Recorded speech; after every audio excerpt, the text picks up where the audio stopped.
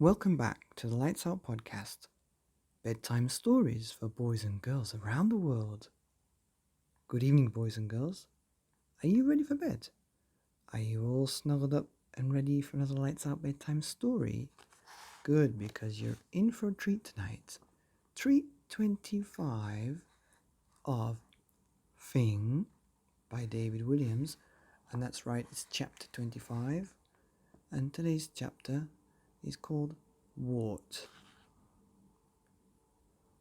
Unwisely, the security guard was standing right in the path of the speeding trolley. Even though a hand was in the stop position, Mr. Meek just couldn't bring it to a halt.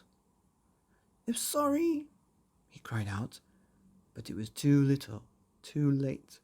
Boink! The trolley, with Myrtle still sitting in it, bashed into the security guard, sending her flying. "Whiz! Ah!" "Ha ha ha!" laughed the girl. "Oh, it's not funny, darling," corrected Mother. "No, it's hilarious," was the reply. "Ha ha ha ha!" The security guard landed in the cheese section between the blue Wensleydale and the red Leicester. Fortunately, a soft cheese, a stinking bishop cushioned her landing. Splat! Oof! "A super cheese selection," remarked Mr. Meek, with a smile. He was hoping that he could somehow distract the security guard from her mentioning being run over by a man with a furry ball on the end of his finger. "Would you care to explain where you were going in such an unholy hurry?" demanded the security guard as she wiped the stinky goo from her bottom. We were just making our slow amble over to the biscuits," replied Mr. Meek, pointing with his finger, momentarily forgetting that he still had the thing attached to it. "Oops," he muttered. What's that?" demanded the security guard. What's what?" was the mock innocent reply. "That thing?" "It's a thing," interjected Myrtle. "Shush!" shushed the girl's mother. "Pets are seriously forbidden in this supermarket," announced the guard. "Oh, it's not a pet," fibbed father. "Would you care to explain what it is then?" Mr. Meek thought for a moment. He wasn't good at lying. A wart."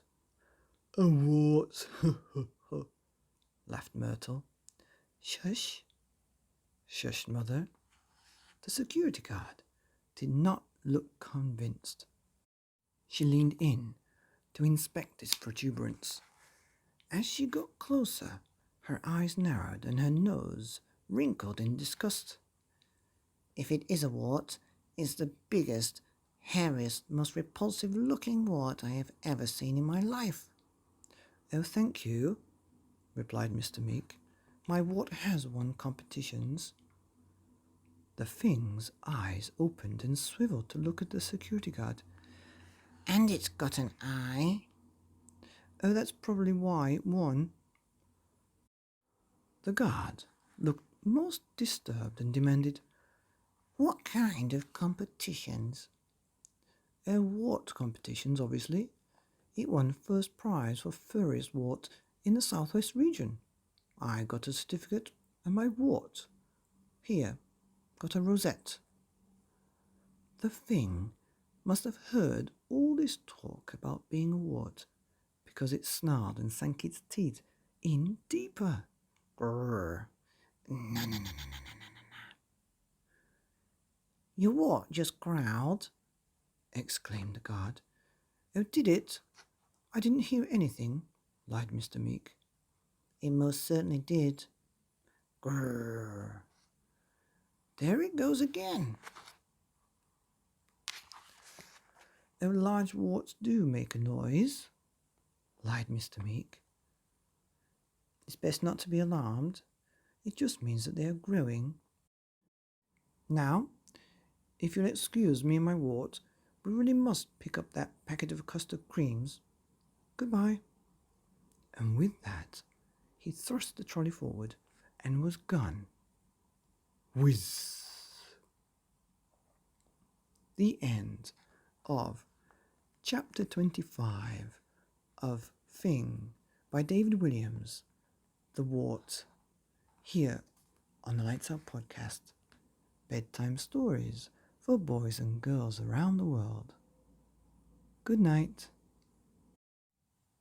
And tonight's show is dedicated to Freya the Unit Lover, who gave me a very nice review on Apple Podcasts. I hope you're enjoying this on one of your walks, and have a great day.